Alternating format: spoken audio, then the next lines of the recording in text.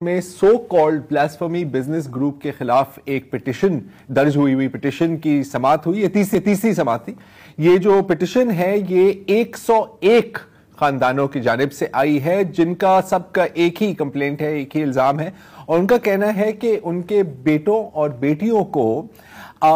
جھوٹے بلاسفمی کے کیسز میں پھنسایا گیا. نہ صرف پھنسایا گیا ہے بلکہ ان کا کہنا ہے کہ تمام کیسز کی ایک تو بالکل ایک دوسرے سے ملتے ہوئے کیسز سارے, اور مدعی بھی ان میں ایک ہی ہے. آپ کو یاد ہوگا کہ جنوری 2023 میں پنجاب پولیس کی اسپیشل برانچ کی ایک رپورٹ آئی تھی اس سو کالڈ بلاسفمی بزنس گروپ کے بارے میں, لیگل کمیشن آف بلاسفمی کہا جاتا ہے, جس میں یہ الزام لگایا گیا تھا اور کافی اس میں ڈیٹیلز بھی تھی کہ یہ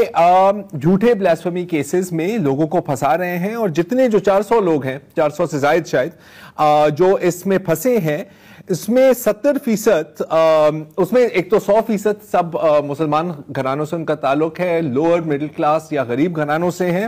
اینڈ 70% سے زائد 20 کی عمر کے ہیں یا اس سے کم کے ہیں.